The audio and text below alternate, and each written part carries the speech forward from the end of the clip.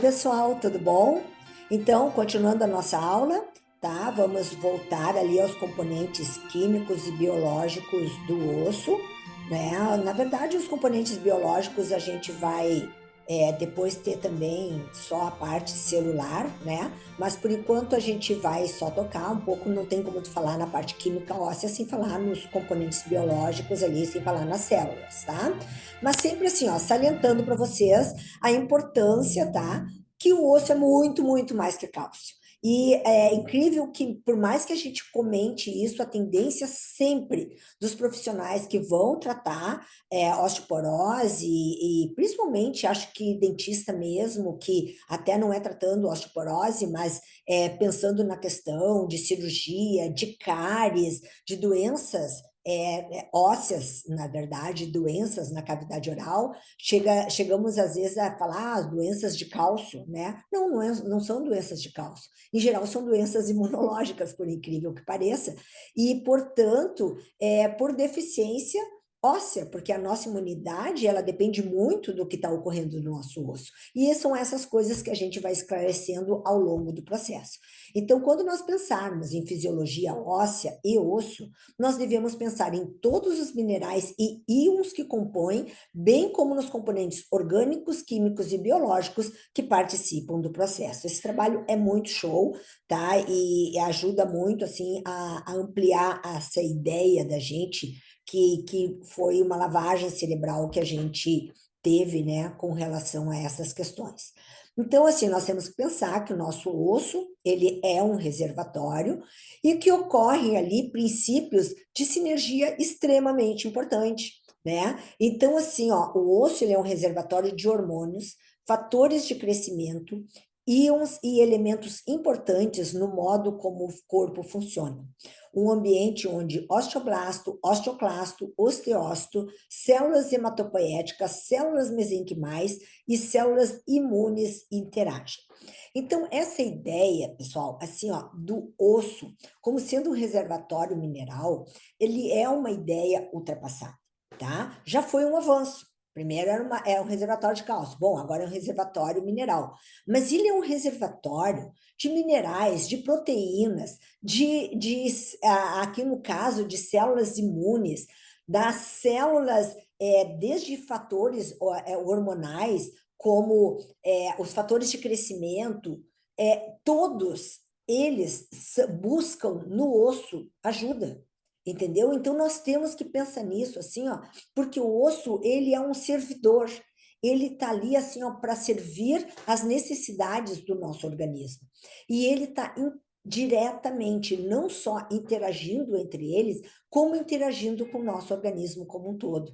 Então, assim, ó, ele fica suprindo deficiências do nosso organismo inteiro. E isso é muito importante a gente ter em mente, porque se nós, como dentistas, que pegamos essa coisa antes, né? Então, se eu começo a ver uma recessão gengival sem uma questão local, sem um problema local, ou mesmo uma perda dentária, que já é um processo mais adiantado, eu tenho que pensar assim, ó, numa demanda maior, sabe? Daqui a pouquinho o organismo está precisando lá de colágeno. Vamos pensar de um hormônio, né? Um hormônio de crescimento, que o nosso osso é rico em hormônios, de, às vezes, fibroblastos. Olha que loucura! O osso pode estar lá sofrendo um processo de reabsorção para estar ajudando, contribuindo num órgão à distância. Então, assim, nós temos que pensar nisso, porque daí nós vamos entender a importância do tratamento integrativo e como nós temos que ver tudo. E incrível, assim, ó, como o osso mostra isso, sabe? Um problema ósseo, ele está mostrando que existem demandas maiores do nosso organismo. Nós vamos ver isso muito lá nas aulas de exame, o quanto, assim, ó, tá tudo relacionado, tá tudo relacionado. Então, eu tenho que pensar, quando eu vejo um problema ósseo, eu tenho que pensar no todo, sabe? Eu tenho que conhecer o osso para eu tratar, mas eu tenho que pensar assim, ó, o que está ocorrendo no meu organismo que pode estar necessitando de alguma coisa que tem aqui no meu osso, e que o meu osso está sendo reabsorvido para poder estar doando para o meu organismo algo que ele esteja necessitando. Metabolismo sinérgico. Então, tem fatores determinantes, tá? Existe uma sinergia complexa e sempre devemos pensar no contexto. O cálcio é o componente de maior presença no tecido ósseo, porém depende de vários fatores, além de outros elementos, para que o metabolismo fisiológico ocorra. Né? Então, aquilo que a gente falou, e vamos falar várias vezes, de todos esses componentes que participam, né? De todos esses minerais, e daqui um pouquinho não adianta eu ficar dando um só. Mesmo que eu saiba que o silício é importante, nós vamos estudar sobre o silício. Daí não adianta eu ficar dando só silício, sabe? Não adianta, não. Eu tenho que observar o contexto e ver, de acordo com o que está ocorrendo, saber mais ou menos a necessidade do organismo. Né? A gente vai ter condições para isso. Como profissionais funcionais integrativos, devemos pensar em todos os elementos e inseri-los no contexto, para só então decidirmos a ação necessária. E mais do que isso, hein, gente, nós temos que pensar que além das questões orgânicas, e inorgânicas, o que acontece? As orgânicas, eu posso estar precisando lá do colágeno, eu posso estar precisando de proteínas, eu posso estar precisando de hormônios. Então, tudo isso faz parte do osso.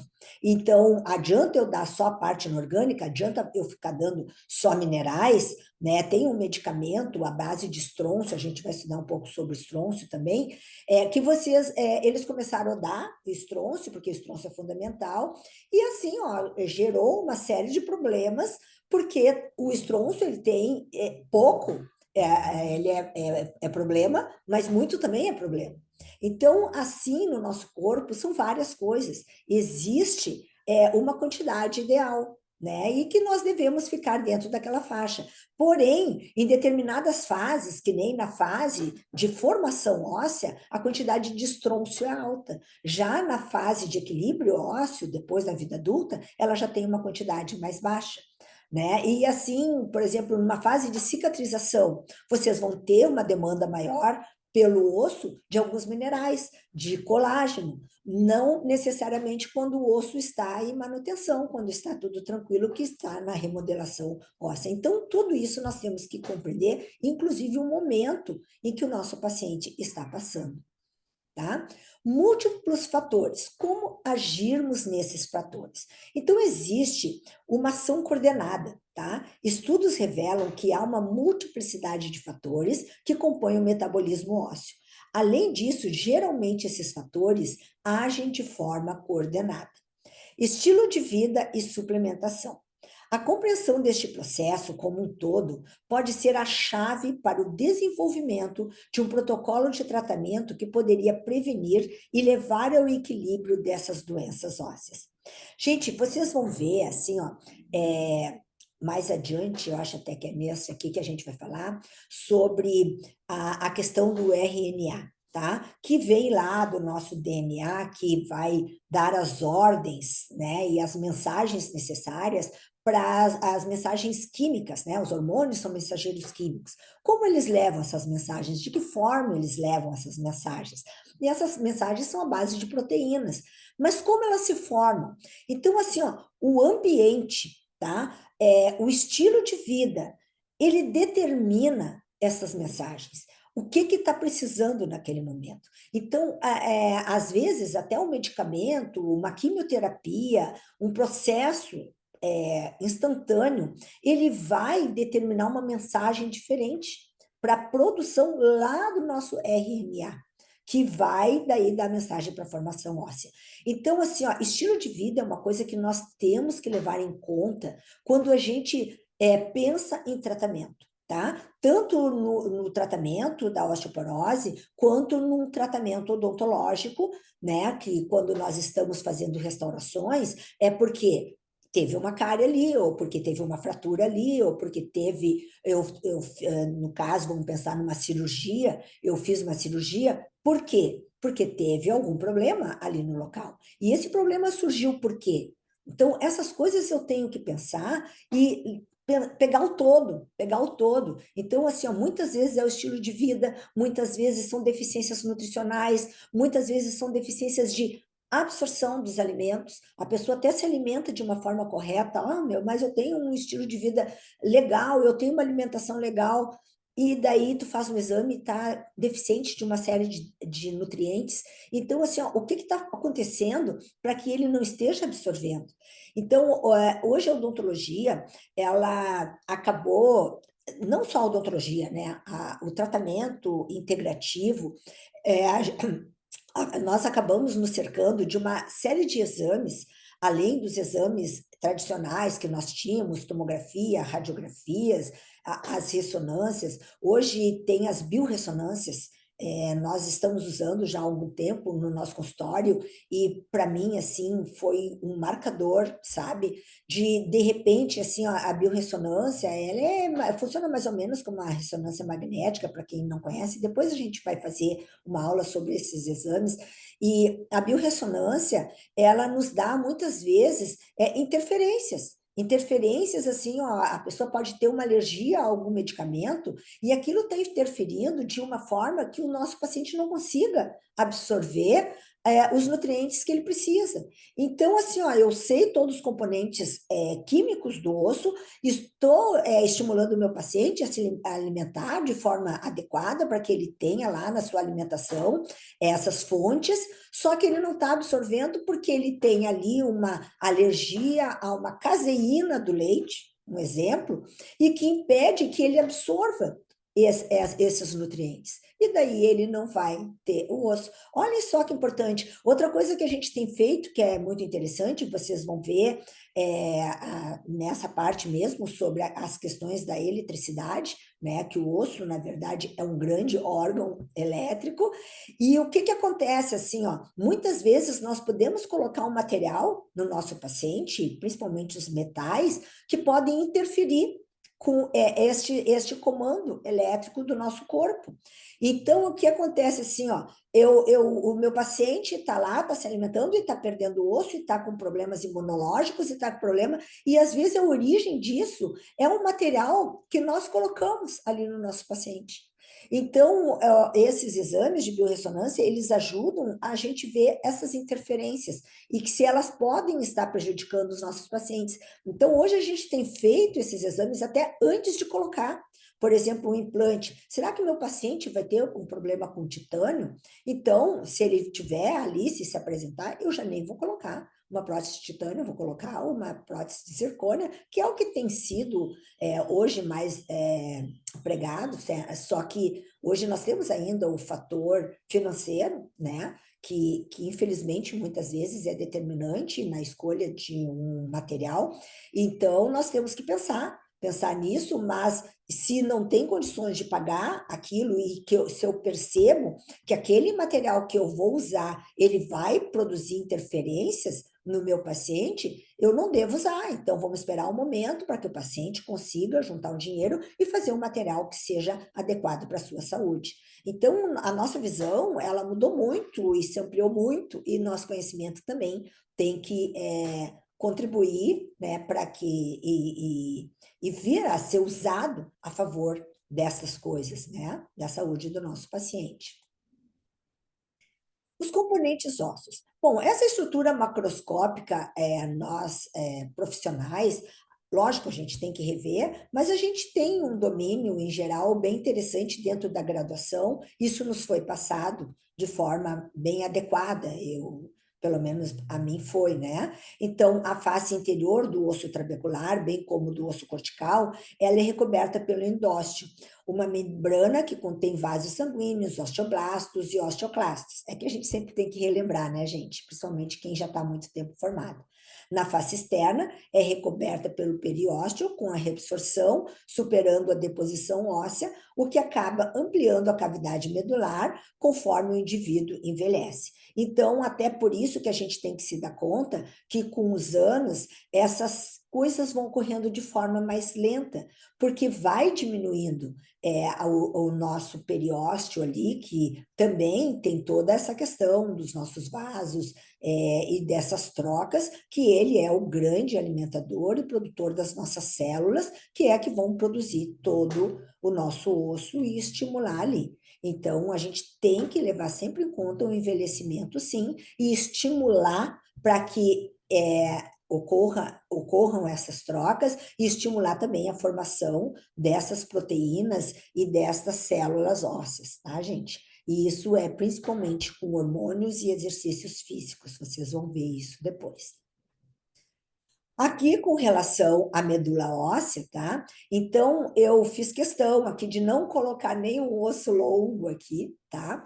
Por quê? Porque normalmente a gente imagina a medula óssea, aqui tem o desenho, ó, de um osso longo. Só que a medula óssea, ela está também no centro dos ossos axiais, dos ossos trabeculares e também nos ossos longos. Lógico que aqui vai ter uma quantidade muito maior, porque nós são ossos bem maiores, uma quantidade, mas nós temos que pensar que nos nossos ossos trabeculares, nós também temos aqui produção de células hematopoéticas, de células sanguíneas, tá?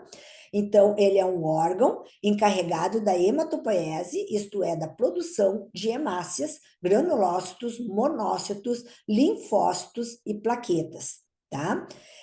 Mais de 100 bilhões de células sanguíneas diárias são produzidas diariamente.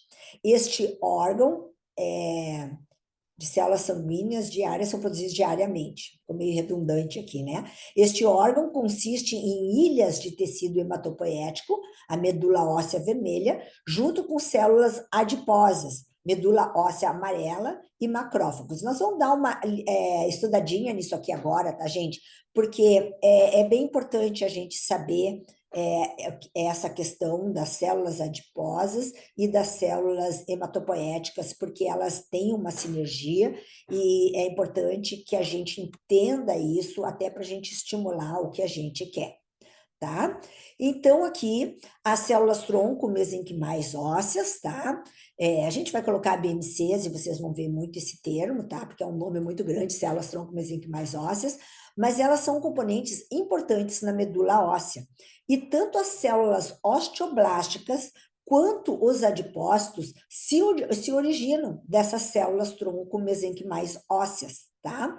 E pensa-se que a osteogênese das células tronco mesenquimais ósseas promovem a hematopoese e que os adipócitos são os reguladores negativos da hematopoese, tá?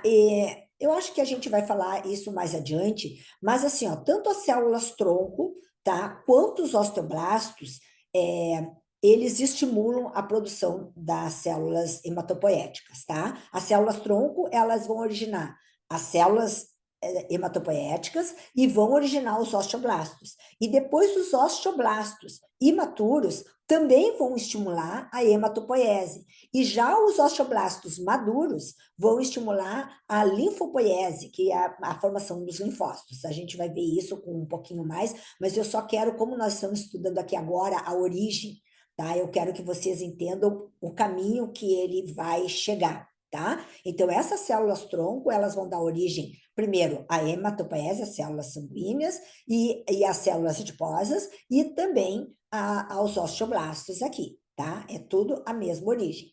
O equilíbrio entre a osteogênese e a adipogênese, é isso que vocês têm que ver também, porque ela vai formar ali, é, portanto, crucial para a hematopoese.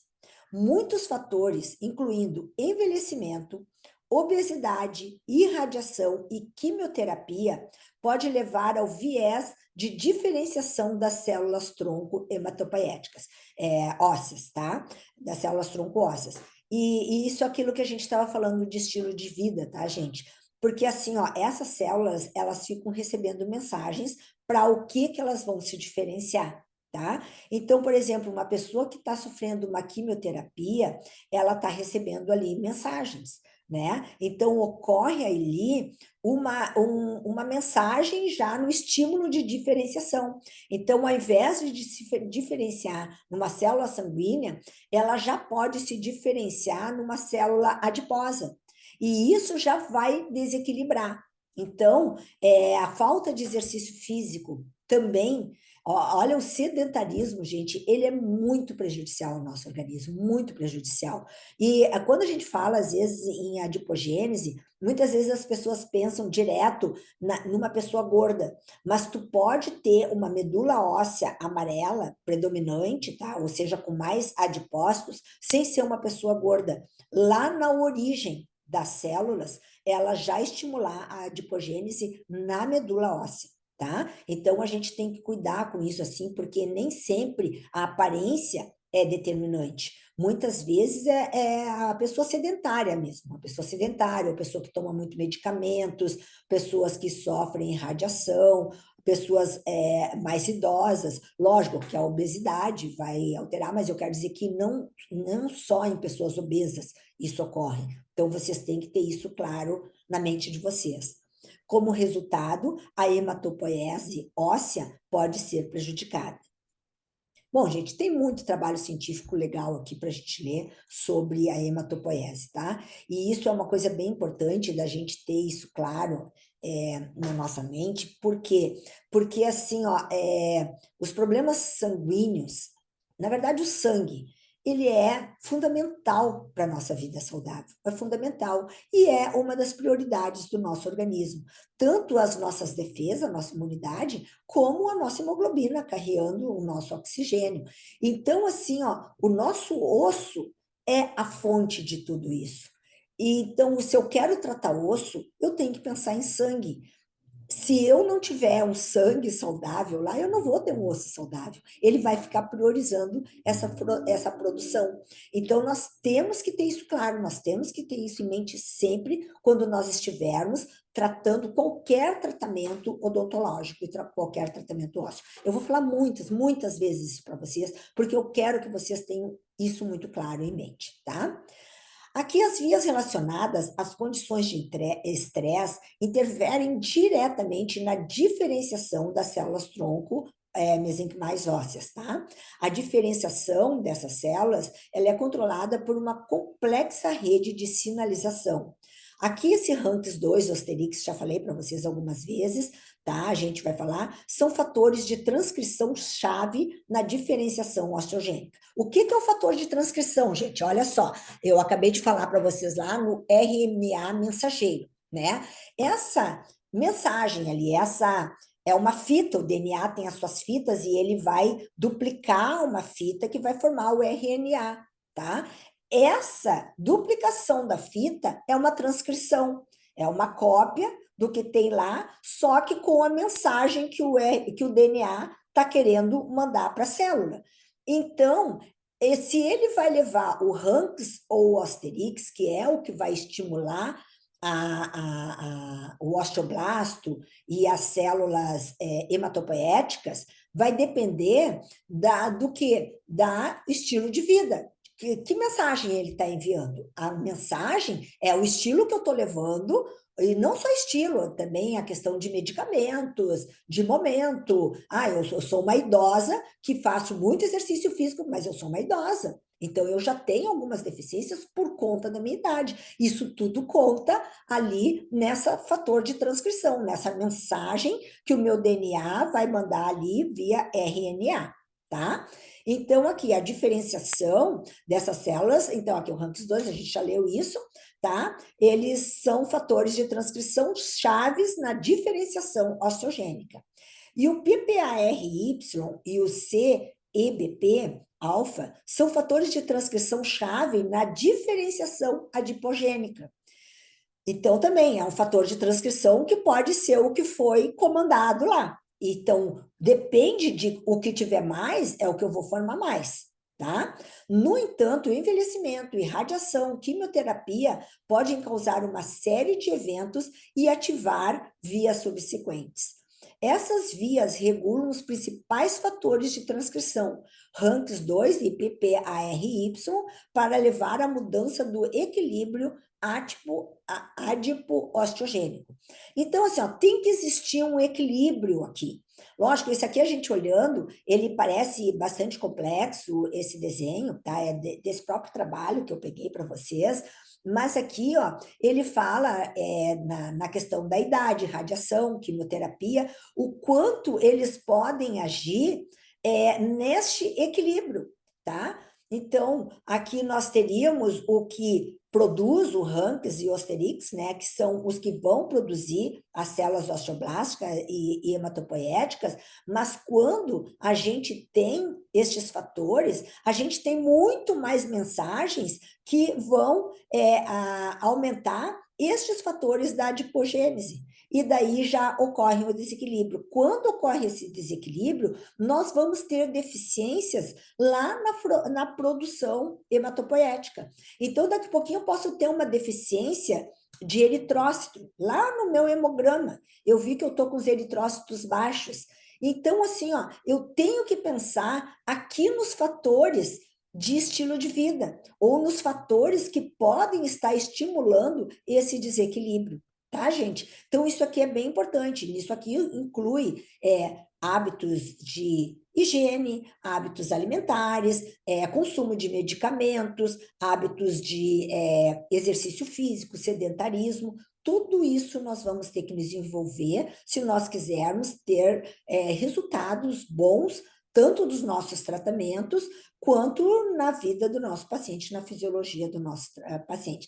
Sempre quando eu estou falando para vocês, eu estou imaginando ou que vocês estão tratando o paciente para evitar o problema, ou no caso de vocês já estarem tratando o problema, no caso de uma cirurgia, no pós-cirúrgico, ou de um enxerto, ou de um implante, ou de uma restauração complexa, onde eu tive que fazer um aumento de coroa clínica, ou mesmo um afastamento gengival ali para fazer um aumento de base. Então, tudo isso precisa de cicatrização. E tudo isso nós precisamos de formação óssea e precisamos manter os nossos dentes saudáveis. Então, assim, ó, como dentista, nós precisamos disso o tempo inteiro, o tempo inteiro.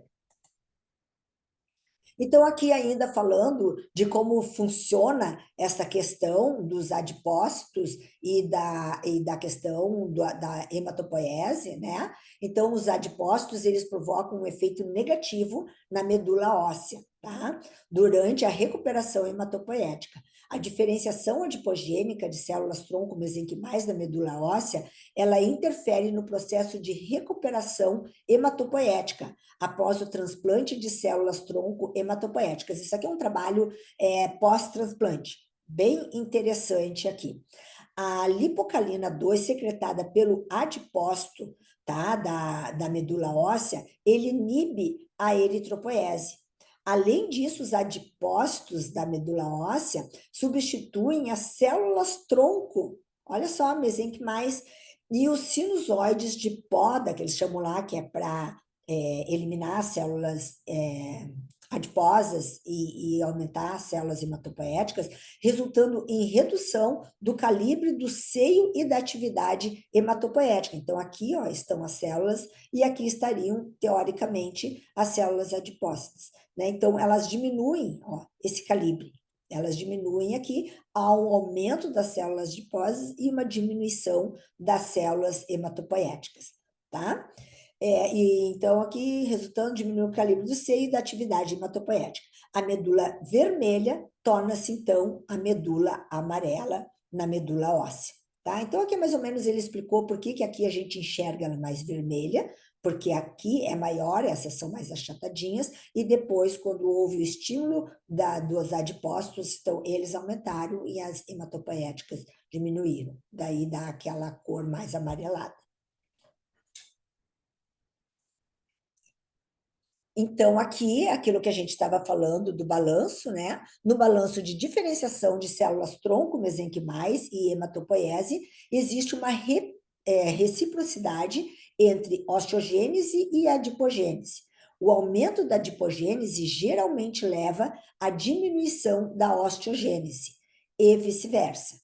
Tá, daí eu não estava falando, na verdade, em hematopoiese, agora eu estou falando em osteogênese. Então, é aquilo que eu falei para vocês.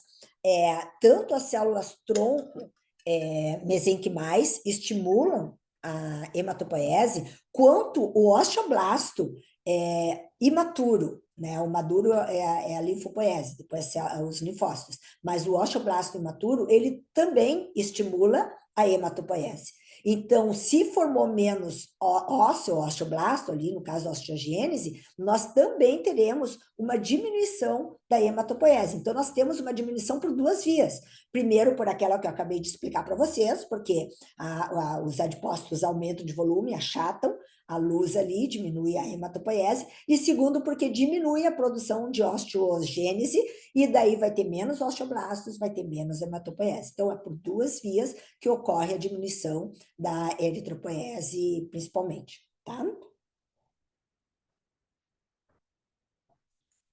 As células-tronco mesenquimais ósseas são primorosamente equilibradas para o compromisso de diferenciação. A adipogênese modesta de células-tronco mesenquimais ósseas promove a hematopoiese. No entanto, a adipogênese excessiva prejudica a hematopoiese. Manter o equilíbrio adipo-osteogênico das células-tronco mesenquimais ósseas é, portanto, essencial para a hematopoiese óssea. Tá? Então, o importante, como tudo, é aquilo que a gente já viu, é o equilíbrio, tá certo? Então, aqui a linhagem osteoblástica. Nós vamos falar depois bem específico sobre as células ósseas, tá? O osteoblasto, o osteócito, o osteoclasto, mas eu tenho que tocar aqui em algumas coisas, porque vocês têm que entender aqui, já que nós estamos falando dos componentes químicos, biológicos, e minerais ósseos aqui, a gente tem que entender um pouco essa parte, tá, gente? Porque faz parte, assim, para a gente entender o contexto. Então, a ablação de células, a ablação é a remoção, tá? De células, é que eu pego aqui sempre do trabalho, tá? Eu gosto de colocar para vocês não pensarem que sou eu que estou dizendo, tá? Isso aqui são dos trabalhos científicos que a gente tira, tá? Então, a ablação de células osteoblásticas levou à deleção das células-tronco hematopoéticas. Olha só, tá? Quando eles tiraram o osteoblasto, aquilo que eu estava explicando para vocês, tá? Na medula óssea, o que demonstrou uma correlação positiva entre as células da linhagem osteoblástica e o número de células tronco hematopoéticas. Então, as células mesenquimais, elas produzem, mas o osteoblasto também produz as células tronco hematopoéticas, tá? Em outra visão, Morrison e Skaden acreditavam que os osteoblastos maduros são essenciais para a função das células-tronco hematopoéticas, mas não são necessários para regular as células-tronco hematopoéticas. Esse aqui, assim, para quem não leu o trabalho, ele é um pouquinho mais complexo, mas assim, ó, o que ele mostra no trabalho? Ele mostrou assim, ó, que quando as células não são maduras, elas regulam, ajudam na regulação, tá? Elas estimulam a hematopoiese, mas quando elas estão maduras, elas já não vão influenciar tanto lá na formação da eritropoiese, sim da linfopoiese, que é a parte da promoção dos linfócitos. Os linfócitos são os osteoblastos maduros, tá? Linfócitos B e T. A gente vai explicar um pouquinho mais, tá? O osteoblasto maduro, ele é indispensável para a produção de células T progenitoras de timo. Estes dados indicam que o osteoblasto maduro na medula óssea fornece importantes moléculas para o desenvolvimento das células T e B, tá, gente? Acho que eu falo isso mais adiante.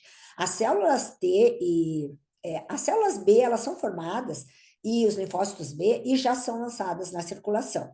Os linfócitos T também. Porém, eles vão passar para o timo. Eles vão lá para o timo. Lá no timo, eles vão sofrer um processo de amadurecimento e de seleção. O timo é que vai selecionar os linfócitos que podem prejudicar o nosso organismo ou não. Tipo assim, uma prevenção à autoimunidade, tá? Então, assim, ó, se eu tenho ali um linfócito T que pode me autodestruir, ele já é destruído, existem macrófagos lá no timo que tem essa função de destruir esses linfócitos T que são inadequados para minha proteção, tá?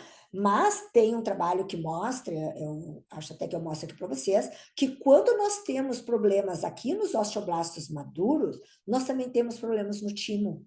Olha só. Então, assim, ó, os problemas ósseos, pessoas com osteoporose, tá? Existe hoje todo um estudo que chama osteoimunologia, tá? Que mostra, assim, ó, que a saúde óssea está diretamente relacionada à nossa imunidade, tá, gente? Então, assim, ó, quando eu tenho um osso doente, quando eu tenho osteoblastos que não estão amadurecendo adequadamente, o que ocorre é que meu timo também é prejudicado. Deixa eu até ver se eu eu acho que eu coloquei esse trabalho aí. Aqui. Não, tá. Então, assim, ó, como já deu os 35 minutos, eu vou agora deixar isso aqui para a próxima aula, se vocês precisarem ir no banheiro, dar uma descansadinha, vamos dar ali, e daí eu já vou continuar falando sobre isso, tá? Mas é muito importante a gente ver essa linhagem osteoblástica, porque ela é muito determinante nos nossos tratamentos que nós vamos fazer, né? E ela faz parte desse contexto que nós precisamos conhecer aquilo que a gente estava falando, né? Muito além do cálcio. Então, vamos, na próxima aula, falar um pouquinho mais sobre isso, tá bom? Então, até a próxima aula.